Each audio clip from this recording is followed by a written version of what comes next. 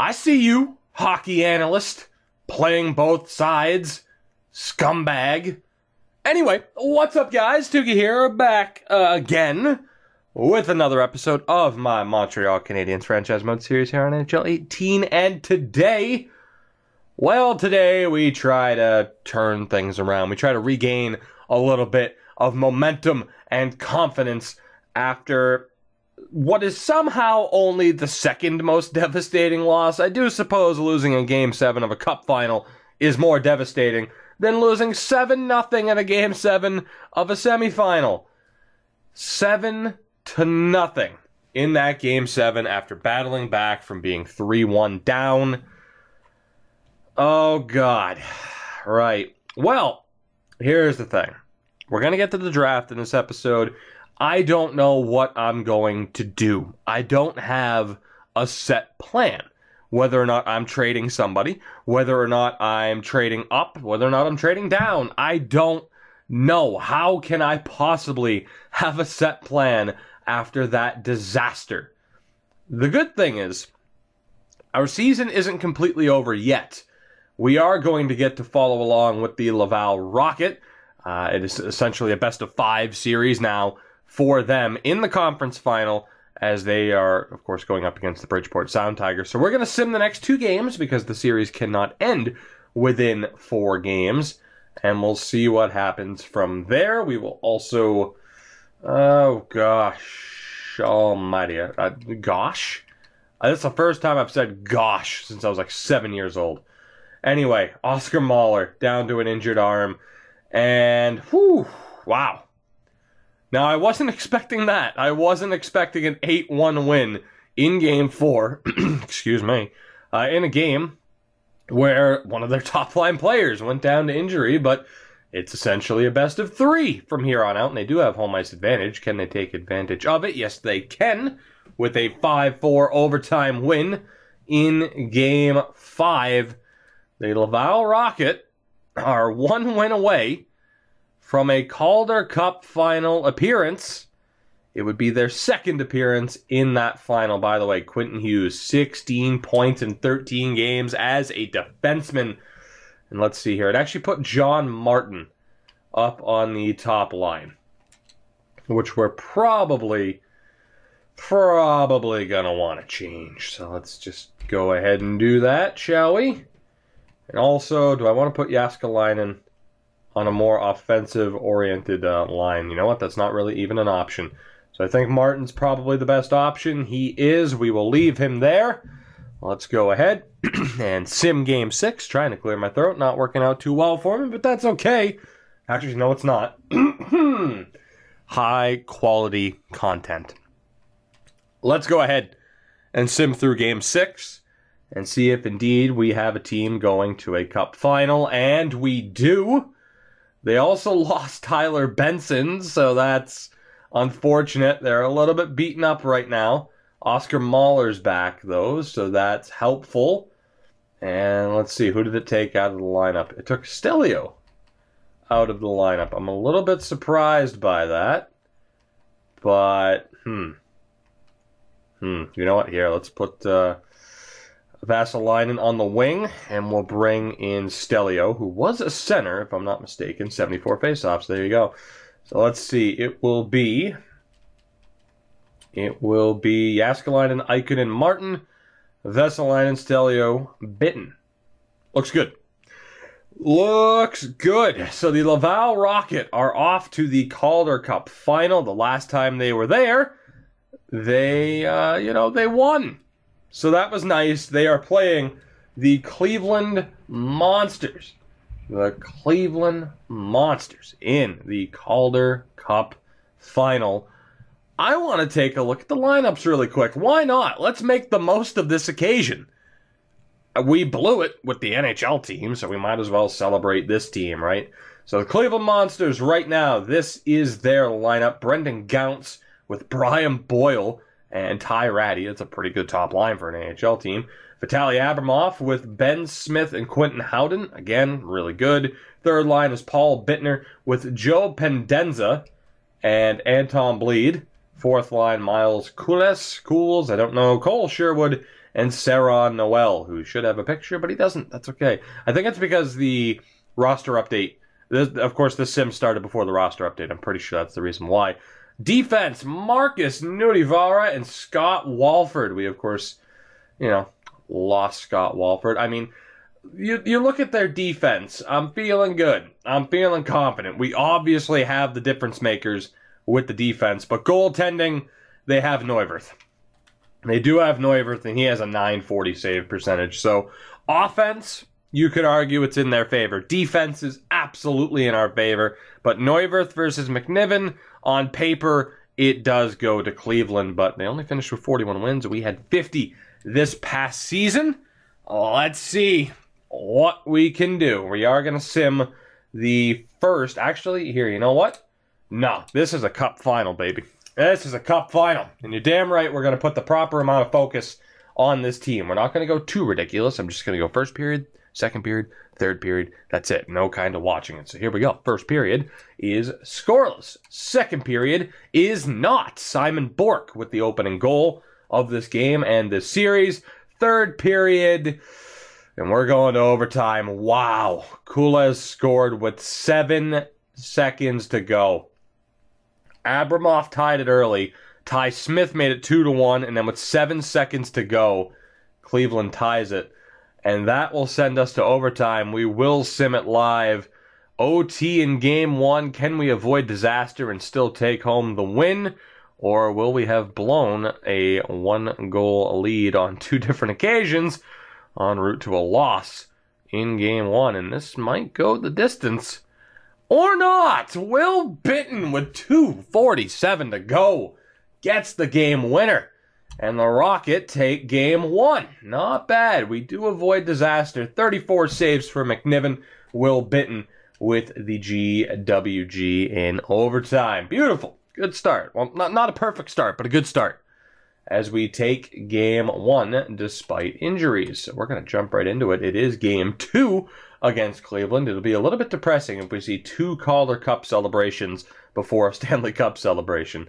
First period is scoreless yet again. We outshot them 10-4. Second period is not scoreless. Pendenza with the goal.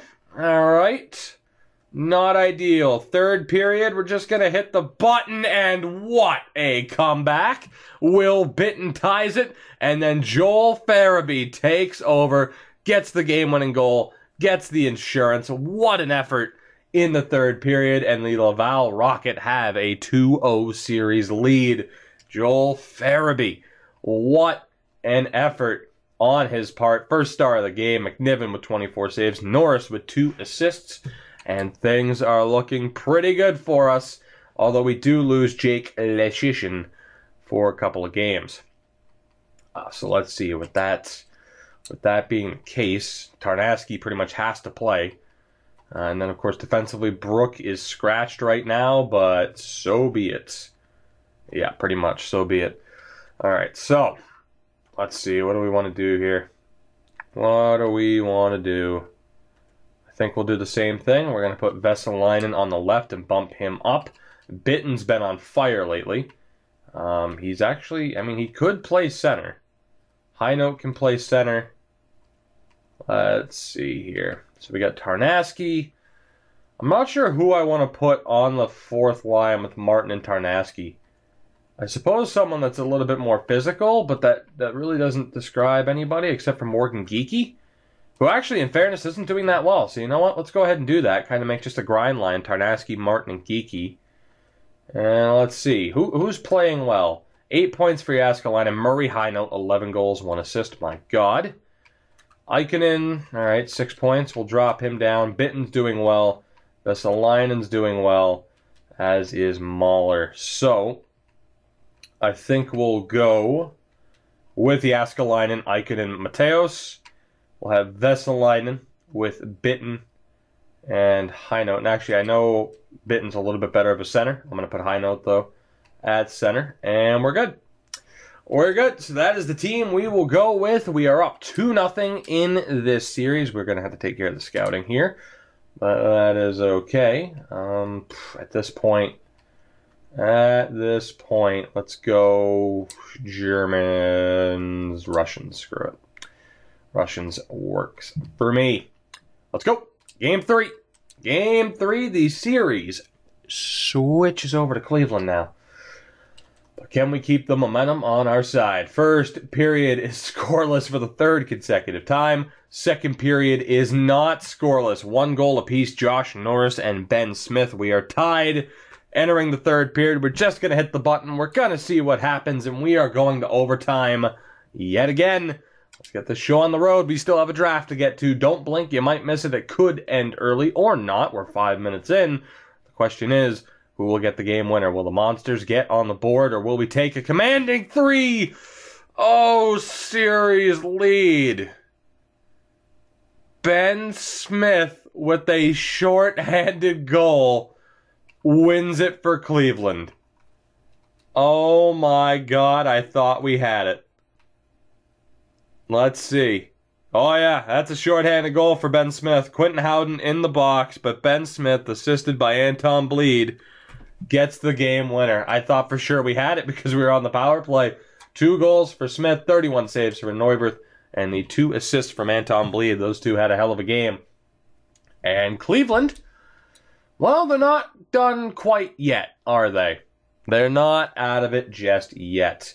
Thankfully, we have some players returning from injury, which is always nice. Let's get Jaskalainen into the lineup. We'll take out John Martin for Stelio Mateos. And let me get this team set up back to the way that they were. And that's pretty much it. There you go. So hopefully Lasician is back to 100% before Game 4. He should be. We're going to jump right into it. Let's go. Let's do this. And if you don't care about the AHL team, hey, keep skipping forward. You'll find the start of the draft eventually. First period is not scoreless. Not even close. Joel Farabee scores 2 minutes and 6 seconds in. Kules scores frickin', oh my God, really? God. 41 seconds later, Norris and Benson make it 3-1.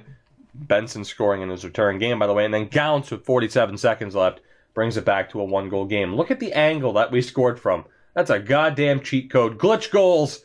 Glitch goals. Report us. Report the team. Glitch goals. Second period. There we go. We get a little bit of insurance. Will Bitton makes it 4-2. We will sim the third period. And Murray Highnote. I almost said Dan Highnote. Murray Highnote with the empty netter. 5-2 victory in Game 4. And the Laval Rocket head home. It's Game 5 on home ice with the cup in the building. What could be potentially our second Calder Cup in 4 seasons now? 4 seasons? I think it's been 4 at this point. Hughes, McNiven, and Benson, your 3 stars of the game. Let's go. Game 5. Cup is in the building. Let's make it happen for the second time. Let's make this happen. I said we needed to start turning things around after a depressing end to that last episode. This would be a hell of a start. First period here of Game 5, and unfortunately Vitaly Abramov gets the lone goal for the Monsters. Second period, that is highly unfortunate. Kules and Howden make it 3-0. We're going to hit the button. Maybe there's a miracle comeback. Maybe there isn't. Tyler Benson gets a goal back to at least ruin the shutout. But the Monsters take Game 5 by the score of 3-1, 28 saves for Neuwirth.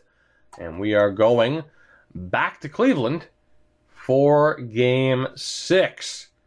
And Lasician is back to 100%. So I'm shocked he didn't get injured, as he wasn't playing at 100% for that game at least. But here we go, Game 6. Again, Cup is in the building, our second opportunity to win it. Let's see if we can get the job done. First period. And that's not a great start. Pendenza with the goal. We're down 1-0, despite doubling them up in shots. Second period, that's not great. Norris ties it only for Pendenza and Howden, who scored with 12 seconds left, to give the Monsters a 3-1 lead. We're going to sim the third period. We're looking at a Game 7 here, and that's exactly what's going to happen. Benson gets the lone goal of the third period yet again. Oh, God. Pendenza. getting the job done for Cleveland. Sorry about that. Oh, God. We're going to Game 7 in the Calder Cup Final. We are going to Game 7 against the Cleveland Monsters. Both teams 14-9. It takes 15 wins to secure the Calder Cup. Are we good enough to do so? Let's find out. The final game of the AHL season in Laval. Let's do this. First period. And that was ridiculous. Will Bitton scores very quickly. 18 seconds in. That works for me.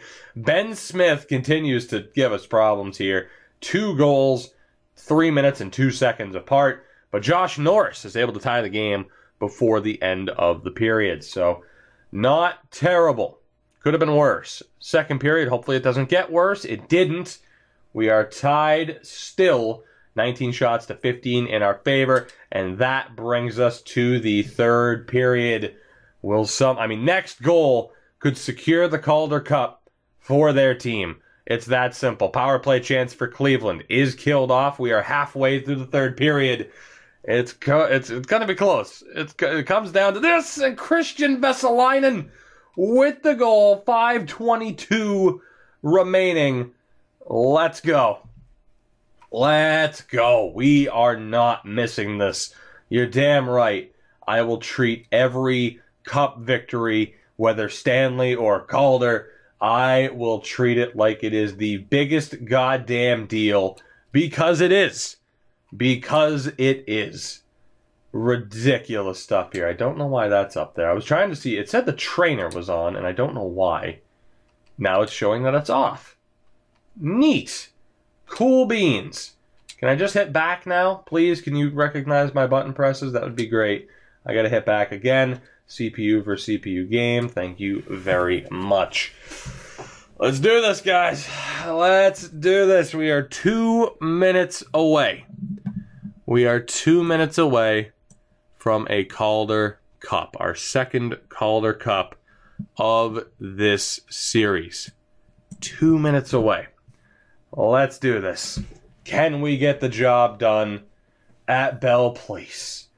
Let's go. Come on. Brian Boyle to tie Ratty. Back for Scott Walford. Nudi Vara winds up and just misses wide. Brian Boyle back for Walford. For Ratty. Nudi Vara. D to D passes here. Jesus Christ, the movement is ridiculous. Nudi Vara for Walford. And back. It's Gounce for Ratty. They're looking for an opening. They can't find it. Walford for Nudi Vara. The shot goes wide yet again. Quentin Hughes for Tyler Benson. Drops back for Oscar Mahler. Puck forward for Murray Highnote. Back for Mahler. Back for Highnote, who's hit as he looks to shoot. And the puck is covered by Neuwirth. As you look at the top 10 the top 10 goal scorers throughout the playoffs, the top 3 belong to us, which is not surprising at all. Offensive zone draw here is 1. Simon Bourque for Sam Girard. Bourque and Girard, shot is blocked. Bourque has trouble recovering. Norris is able to keep it in as he dumps it in deep. York for Howden. Cleveland across the blue line is Vitaly Abramov. Quentin Howden for Smith, who's been on fire, but a big save there from McNiven. 1:15 to go. Cleveland trying to work it around. Abramov having trouble. It's Ben Smith. Big Oleg Yuvenko sends it around. Picked up by Howden. He has a chance in front for Abramov, and a gigantic save by McNiven as we approach 1 minute to go here in this Game 7. The shot put on, saved by Neuwirth with 57.8 to go in this game. Cleveland. They need to work quickly. They have to get the puck out. They have to pull the goalie to get that extra pressure on. It's third line versus third line. Pendenza cannot win the draw. Ty Smith for Norm Jenks loses the puck to Paul Bittner. Over the red line. Bittner looking for the pass. Loses the puck. Puck's loose. Bittner has it again. McInnes takes the shot, and it's a glove save for McNiven as Cleveland pulls the goalie. It's tense. 42.2 to go. Empty net situation for Cleveland. Still third line, v third line. Defensive zone draw is one. Jenks over his blue line, dumps it in deep. Chase given by Jake Lesishin in front for Morgan Geekie, and he buries it. That will do it. That is the insurance goal that we needed. Morgan Geekie buries the empty netter. Why do the fans look so disheveled? What the hell? His second goal of the postseason. What an effort by Jake Lesishin to charge in and win that puck. We're on home ice. So, I don't know. I guess there's just a big section of Cleveland fans. I don't know. But, hey, I will take it. It's 4-2 in favor of the Laval Rocket. And for the second time in this series, oh shit, Saron Noel gets robbed. I thought there was a good chance of that going in. It looks like for the second time in 4 seasons, your Laval Rocket will take home a Calder Cup. In Season 1, we were odds-on favorites. This year, not so much, with a lot of young players in the lineup, but these young players continued to develop, and that will do it. One final save for Michael McNiven. And again, your Laval Rocket are Calder Cup champions. If the Habs are going to blow it in the postseason, then you're damn right I'm going to sit here and enjoy every damn second of this Cup celebration as the future of the Habs get to celebrate. The future that might actually find a way to get the job done in the postseason, including Quentin Hughes, already a proven run. He's a proven winner. We should just name him captain. Clearly, we should just name him captain. Michael McNiven probably will be our backup next year. It's a great situation. Look at this celebration. Celebrate, everybody. Celebrate. Send the net flying. Just Sparta kick it. Or don't, because we got to shake hands. We have to be professional. And Sparta kicking the net might not be the most professional deal in the world. That haircut, my lord, McNiven, that was something else, let me tell you. But what a feeling. What a feeling. The Laval Rocket. Now again, in my series, we have a history of success with our AHL teams, and I'm glad so far this series has been no different. There you go. Another trophy for the trophy case. The Laval Rocket take it. Ben Smith was once again your first star. He gave it his all, but it was not enough. The Laval Rocket, 2-time Calder Cup champions, and that is exactly what we needed to really jumpstart that, that return to confidence, we'll say. That is what we needed. After a devastating loss last time out as the Columbus Blue Jackets ended up winning the Stanley Cup. That is what we needed. So Columbus ended up beating Toronto and then went on to win the whole shebang. So we'll quickly take a look at the Stanley Cup winners. We're going to take a look at the awards, which, by the way, we have so much to look at. This is going to be a long episode at this rate. Let's take a look, though, at the playoff tree. Again, for the Rocket, 3-1 over Syracuse. A Game 7 win. A scary situation against Utica, but they survived after nearly blowing the 3-0 series lead. They beat Bridgeport in 6, and then, after having a 3-1 lead on Cleveland, that was their third straight Game 7, by the way, but we were able to survive. We get the win in Game 7, and of course in the NHL, Toronto actually took Columbus to 7, and then Columbus beat Dallas in 6 games. So I want to take a look at the Dallas Stars. I want to take a look at our final stats as well. Not the Dallas Stars. I want to look at Columbus, I should say. So offensively, Alex Wenberg, he's up to a 90 overall. He had 19 points. Pierre-Luc Dubois is an 87. Kyle Turris is there. Boone Jenner, Bjorkstrand, Brandon Dubinsky, Nick Foligno, Kevin Stenlund, Josh Anderson, Jason Zucker, Andrew Shaw. Andrew Shaw just won the Stanley Cup, as did Tyler Mott. Defense, Seth Jones, David Savard, Zach Werenski, Ryan Murray, Chris Tanev, and Carl Gunnarsson. Your goaltender was still Sergei Bobrovsky. He had a .937 save percentage in 25 appearances. That is ridiculous. And then, of course, your Calder Cup winner, Michael McNiven, 24 appearances, a .925 save percentage. Certainly good enough to get the job done. Our defensemen, Quentin Hughes, 24 points in 21 games. Simon Bourque and Sam Girard with 10 points each. Ty Smith with 3 points in 13 appearances. You can kind of see how the defense continually changed, especially, too, with injuries to the Habs early on in the series, or in the postseason, I should say. Offensively, though, that top line, Josh Norris, 24 points in 24 games. What a pickup he was, by the way. Joel Farabee, 20 points in 24 games. Oscar Mahler with 19 points in 22. Murray Highnote, 12 goals. 12 goals in 24 appearances. Solid, man. Again, this team, so impressed with this team, so happy with this team. We even have some minus players there, but that top line really carried the weight, and we were able to get the job done. Let's take a look at some awards, shall we? We're actually going to start at the AHL, and yes, indeed, there you have it. For the second time in 4 seasons, the Laval Rocket have won the Calder Cup. Take a look at the player awards. Hornquist from Bridgeport put up the most points. He was also the league MVP, so nice to know we went through him. Schofield with the most goals. Spacek was the Rookie of the Year. Cale Makar, the Defenseman of the Year. Cam Ward was the Goaltender of the Year. Josh Norris, though, was your MVP of the playoffs. And, of course, at the NHL level, we know that Columbus won the Cup. Patrick Kane takes home the Art Ross, as well as the Hart Trophy, continuing the trend now. 5 straight years, the Art Ross winner is also the Hart winner. The Norris Trophy goes to Josh Morrissey. Wow.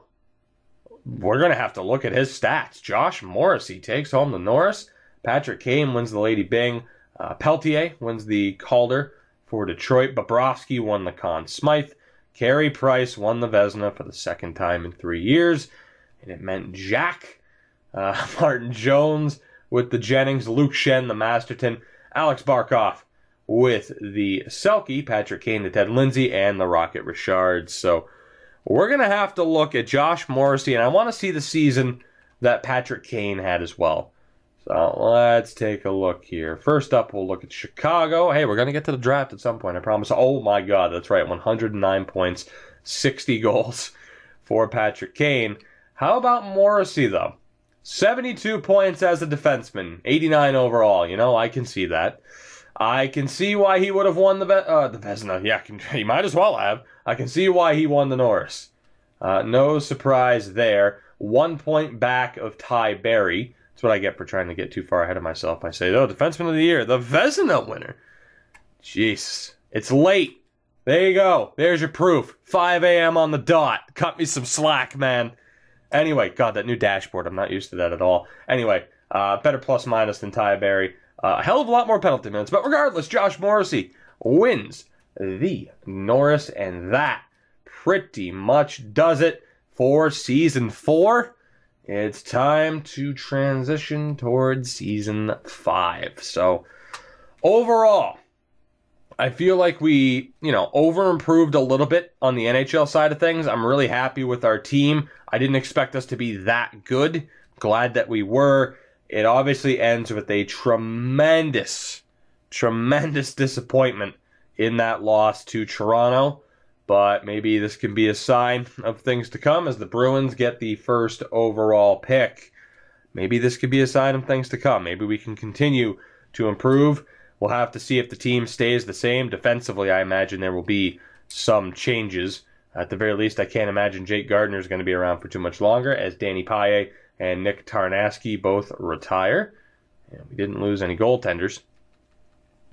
But at the very least, this episode so far, it's provided a bit of a pick-me-up as we end up winning our second Calder Cup as Marian Hossa and both Sedins retire, but they retired in different places. Thomas Plekanec also retires as well. I'm sorry, someone wanted him to retire as a Hab. It did not happen for obvious reasons. So let's go ahead and clear this out. And again, as far as any changes I would make, I think it would just be to our third line. I mean, we have Michael Frolik locked in for one more year. I think the only concern would be potentially getting an upgrade on Melker Karlsson. But it's not like Melker Karlsson's even really that bad. Our defense is good. The backup goaltending takes care of itself. I mean, I need to see if Shesterkin's still under contract. Even if he's not, we may be able to move him. OEL. OEL is being moved. As is Cam Fowler. Okay. So let's take a look here. First and foremost, Igor Shesterkin was on an expiring deal. Okay. Right, so it's going to be him or McNiven as the backup this year. Defensively, I mean, we do have Dumba, Ellis. I mean, Ellis is, of course, his new contract's going to be kicking in. Gardner and Nurse. We have Juleson and Hughes. Mete still more than likely has a spot. He's going to have to. So we'll have to see how the defense pans out. And then, like I said, offensively, our top six is locked in. So there's really not much we could do, you know, at the draft here in terms of potentially making plays for certain players. Like Cam Fowler, he's on a ridiculous deal.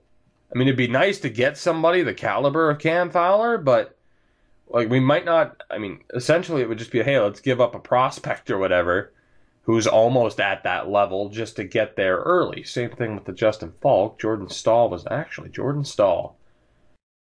Consistent Selke winner, at least last year. I'm not sure if that trend would continue. How did he do in the regular season? 47 points. Isn't bad. That contract, though, is absolutely miserable. So maybe I'll take a look at picking up Jordan Stahl. I mean, that would certainly be an improvement for the third line right wing spot. But I just want to make sure. And Radek Faksa no longer has potential, apparently. We might as well take a look. Dadonoff's there, but he doesn't really fit the bill. Suter's on the block. I mean, yeah, right now, Johnny Boychuk, how you doing? The best option would look to be Stahl for that third line spot. Which, I mean, for that cap hit, even if I get them to retain half, that's $3 million, which, I mean, isn't awful. But will there be somebody better? Oliver Ekman-Larsson, that's right, he chose Vegas. So let me see here. Carolina, you have Stahl. $3 million for Jordan Stahl wouldn't be terrible. It's just a matter of whether or not they'd be willing to retain cap. And then we can see whether or not it would actually be worth having him on the team. Again, you look at his attributes and the fact that he is listed as a third-line guy, he would be a great third-line player to have. 88 faceoffs as well. You know what? No, I'm not going to do it. So we're not going to make any moves. We're going to leave the team the same for now. We're not going to trade up either because I don't want to give up any assets to trade up. There's really no point in that. I mean, yeah, we could try to trade up into the top 5. I think it's just going to be too costly. So we're just going to stay where we are, and we'll see how this draft goes. Again, as far as draft picks are concerned, I don't even think... no, we do have a first-round pick. Okay, I'm not sure what our situation is right now, draft pick-wise. But let's see. Bolesky, great player for the Bruins. Go figure. Cunning, Lucic, Hartnell, Gallant, another top player. As you got to look at some of the other guys. And then, of course, we know that there's a steal hiding back here in the form of Jones. A big-time steal there for the Carolina Hurricanes. So we have the 23rd overall pick. Let's see what we can do with it. Now, again, when it comes to exact potential, do we have anybody? We got medium elite Slychuk that we might take a risk on, but there's really nobody that I can trust to be great, aside from Lindqvist. He's going to definitely look to be a target for me. But otherwise, we're pretty much just having to guess. And Schustrom's up there. Schustrom is up there. Salo, you would hope is that good. Salo, you got McDonald, Dmitriev. It's kind of a shot in the dark here, which really sucks. So it's just basically, who do I want to take the risk on? We got Alf Schustrom. Played for Färjestad. 6'5", 205, two-way forward. Jesus. Who else do we have? We have Mikko Salo, the Finn, and then the Canadian Chuck McDonald.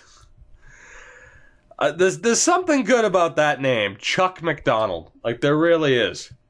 Like, that's a name that can bring a locker room together, don't you think? Chuck McDonald. I don't have much faith in it. I really don't. Ah, God. All right. McDonald, Salo, or Sjöström. Right. I mean, it doesn't really matter, too. Like, oh, forward or defender. We have an equal need, I would say. Got the offensive defenseman, Mikko Salo, or Chuck McDonald. Ulf Sjöström. Damn, this is a tough choice because I really can't afford to miss here. At least not this early, and it would suck to not get like a medium elite player right now. I'm gonna go with my gut, and I'm gonna go with Salo, and I'm gonna hope for the best. Medium top 4. All right, I'm good with that. I was so scared of medium top 6. Medium top 4, Mikko Salo. Solid pick. I was concerned there. That was a little bit scary. Let's see who we passed up on. Nathanen, Chuck McDonald would have been the same thing. Honestly, hindsight, I would have rather gone with Chuck McDonald because we can send him down to junior. Whereas Salo's just going to be sitting there. I mean, basically we have to force Salo to play now at the AHL level. Pandolfo's decent. Amadio would have been decent. Sjöström, thank God I didn't pick him. Right, so all things considered, I would have rather ended up with Chuck McDonald just because I could have sent him back down to junior, but I had a really good feeling about Salo, and I'm glad I made that pick as Shea, medium elite goaltender, selected by Vancouver. Let's take a look here, and this is where we still have another really tough decision here.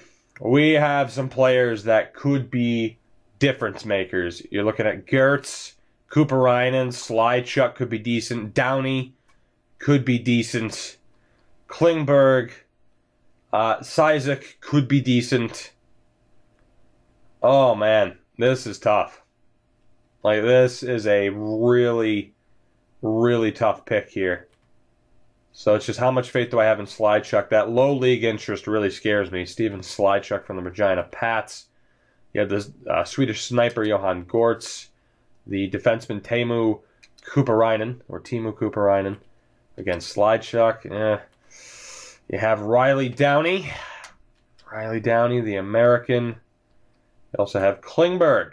Jorgen Klingberg, the Swedish defenseman. Or the Norwegian Edward Cizek. Who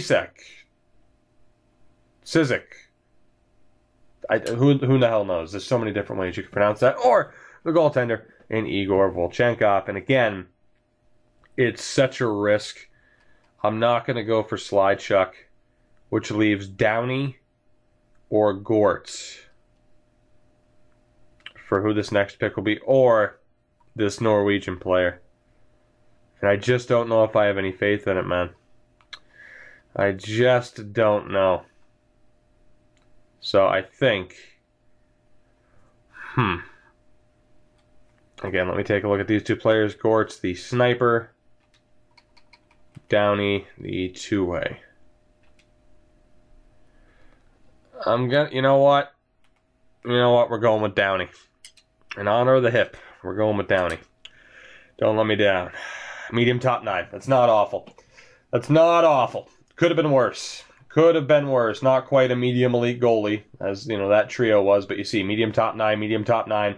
It's an on-par selection. It's not a steal. I didn't want to hit offer trade. So it's an on-par pick. Again, not a steal. Could have been worse. I'm going to assume it could have been better, but that is typically the case, is it not? So let's see. Gortz, same thing. So it was fine. Slidechuk, same thing. Oh, damn. The Norwegian was actually medium elite, as was Olczek. Good lord, we missed out on 2 of them. I mean, granted, so did everybody else. I mean, how often do you see that potential that he was at, this Norwegian guy? How often do you see that potential and then they actually are better than that potential? Typically, it'd be like, oh, he's showing up as high top 6. Oh, he's actually medium bottom 6 or low top 9. Like, that happens all the time, so you can't blame me for not taking the risk. I mean, we went with a bit of a safer pick. It worked out. Yeah, it sucks, but hey, a lot of people passed up on him, so it's not like I'm the only team that missed out on that opportunity. And when you look here, as far as other options, was there not somebody here in the 3rd to 4th round that we were going to go for? Winquist, 4th to 5th round. Okay, so he's next round. He is next round. We'll go for him. So I could look for a steal here, or I could play it safe. Not with Pascal Chartrand. Not with him. Or, God, the other guy's a playmaker, too. Guy Leblanc. Not ideal. And I don't really want a playmaker or a sniper, you know, that's set to exact top 9. That's better for a two-way or even a grinder. There is this guy, Dubois, Simon Dubois, that could play that role for us. Defenseman, you got Spike Regier, hell of a name. We have Gervais Chouinard. Jean-Gervais Chouinard. That is French as it gets. Eric Canzanello, 17 years old. All right. Let's see. 19, 18, 17. Go figure. You got Nelson Dolan. This is a bit of a shot in the dark pick for sure. Jared Pittis is there. We got Danielson. Right. You know what? I'm gonna go a little bit off the board here. Yes, I know that there's a Laflamme. That's incredible, but I'm gonna go a little bit off the board, and I'm gonna Sylvain Louis. Do I take the risk with him? Oh shit, I'm running out of time. Alright. Sylvain Louis. Or who was the other guy I was considering? Who was the other guy? Where are you? I don't even remember. It was Dubois. Simon Dubois. I'm going for Dubois. Safe bet. Safe pick. Medium top 9, obviously. I'm going with the safe bet. Safe pick. We do have another pick here in the 3rd round, actually. So there's Canzanello. Foss, medium elite. Never considered him. Regier and Gervais Chouinard, both low top 4. Glebov, never considered him either. So, again, we don't have information on these players no matter how much we scout. So, yeah, does it suck that I'm missing out on so many medium elite players? Of course it does. It's all shot in the dark. So be it. You know what? I should probably double check then to see if I do have a 4th round pick, just so that we can end up with this guy, and we do, and it's the 11th overall pick, or the 11th pick of that round. So let's see, we're at the 85th overall selection here. And again, I could go for a safe pick or take a bit of a risk. And Sami Alainen, the Finn, would be a safe pick. Setaguchi might be worth the risk, playing for Sarnia. You got Laflamme, the power forward. Bouillon would also be another one of those kind of risk players. High bottom 6, how much can I really value that is the question. And then Louis, the playmaker. The playmaker is there. So, I could easily go for someone with exact top 9. I'm going to take the risk on Sylvain Louis. And we'll hope that it works out. From the Sherbrooke Phoenix, we're going off the board a little bit, and it didn't work out, and that's what I was afraid of. Again, to get a playmaker at medium bottom 6, that is kind of a waste, to be honest. Hughes would have been a decent pick. Renberg would have been a decent pick. Hindsight is a lovely thing. Grabeshkov as well. Pittis would have actually been half decent. So I'm all right with the draft we've had so far, but it hasn't been tremendous. Obviously, we've missed out on quite a few players, which really sucks. But hey, guess what? That's what happens. It happens in real life. It happens in this game too. We're never going to be perfect. And about time I start picking medium elite players every time, I think that would be a little bit suspicious. So let's go ahead. We're not going to risk it. We are going to take Winquist. Greg Winquist with this pick. 6'5", 225-pound, 19-year-old right-handed defenseman from the Sarnia Sting. And he's medium top four. I was worried he'd be low top four. So there we go. That's a pretty damn good pick, if I do say so myself, as we get an offer. The 5th round pick, so 128th overall and 140th overall to move up. You know what? I'll actually accept that. I'm all right with moving up in this draft because I'm a little bit worried now about what's going to be there later on. So we actually get back-to-back picks here, which is nice. And hopefully we can do some damage, even if we draft medium top 9 players. Or whether or not we take risks, I don't know.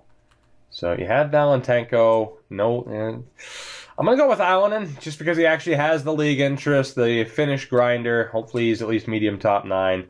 There you go. I'm all right with that pick. I have learned to kind of, temper my expectations. I'm okay with that pick. Not every pick needs to be medium elite, obviously.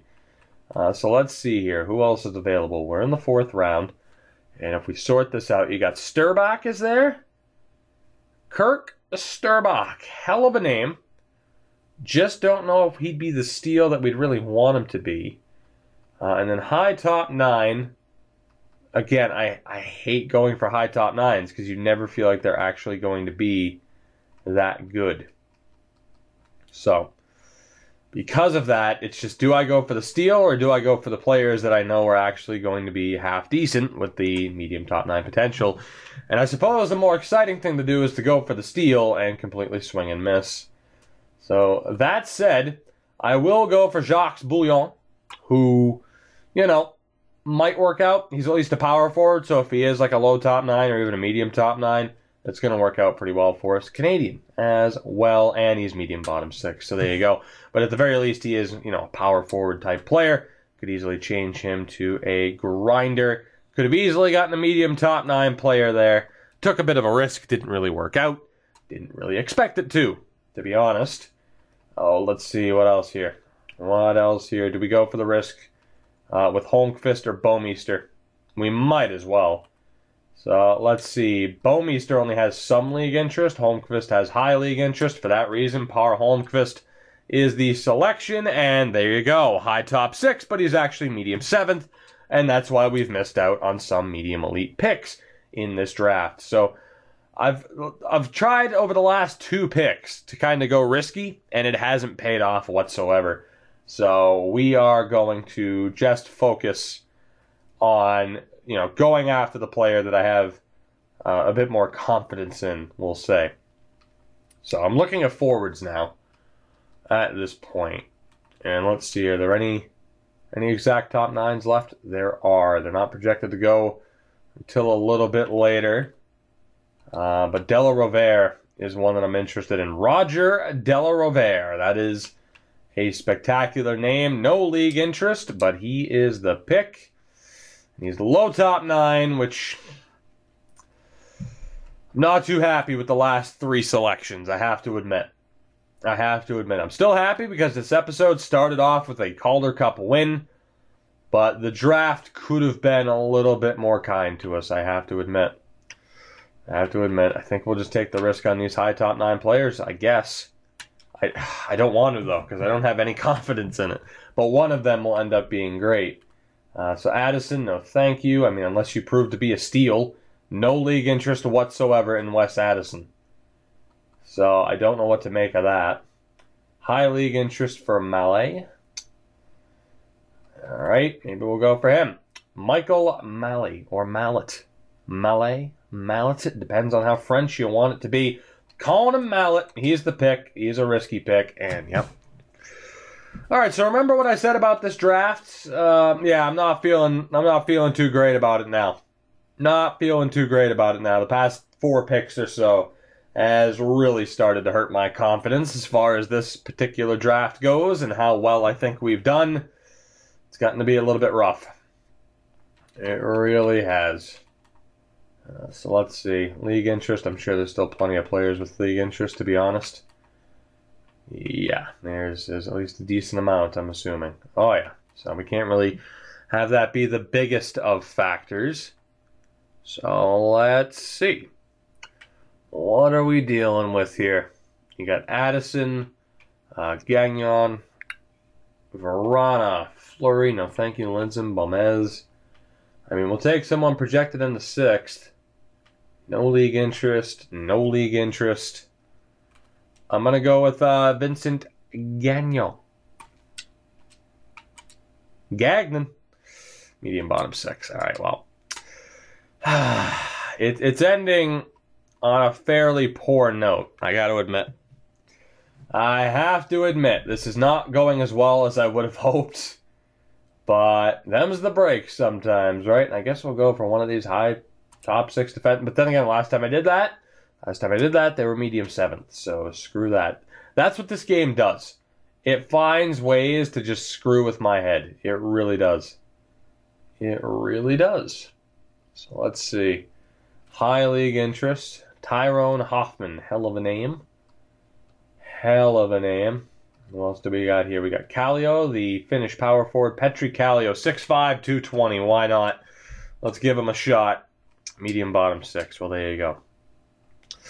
To the 7th round, the 4th selection of the 7th round. We traded down, too. We've had a lot of picks in this draft. A lot of picks. Let's see here. The defenseman, Maxim Vorobyev, 6'4", 222, was it? Why not? Pick him up. That's why. Yeah, man, the end of this draft. It's been a whole lot of nothing. Granted, you look at the other teams, too. It's not like they're sitting here getting steals at this point either. But, you know, it would have been nice. It would have been nice for the aforementioned confidence to find a couple of steals here. And it's just not happening. Well, let's see. What do we got here potential-wise? A couple of high top 9s, 2 grinders, and the power forward LaRose. Arthur LaRose or George McKinnon. And I'm going to go with George McKinnon, just because we could send him down to junior if we had to, and unfortunate, that defenseman I was looking at ended up being medium 7th. Surprise, surprise. We have another pick in the 7th round. My God. How many selections do we have in total? This has been a bit more of a extended draft than I expected. And I'm thinking at this point we just go for the grinder Humphrey. Jamie Humphrey, the grinder. Why not? Sign him up. Hope for the best. Low top 9. That sounds about right. Please tell me that was our last pick. It wasn't. The torture continues. This really unfortunate draft, where not a whole hell of a lot has gone right for me, I got to admit. Let's see here. We got the two-way. We got the grinder. High league interest. Projected to be undrafted. Nathan Carpenter. You're the pick. Make it worth it. Not quite. Not quite. We have another pick. I should have checked. To see how many selections we had in this draft, because this is just ridiculous at this point. Absolutely ridiculous. If I could please sort by potential, that would be great. Thank you. Who's it going to be? Tambellini or Jorgensen? I mean, Tambellini, Raquel, DeMarchi. Let's go for Tambellini. Travis Tambellini, high league interest, projected to be undrafted, only scouted once, and medium 7th. Yeah, that's just... Oh, that's an unfortunate way to end this draft. We had quite a few selections. Very, very few of them will ever see what I would assume would be AHL time as opposed to NHL time. But look, that's the way the draft goes. We had a lot of opportunities for medium elite players. We missed out. So be it. It just wasn't the best draft for us.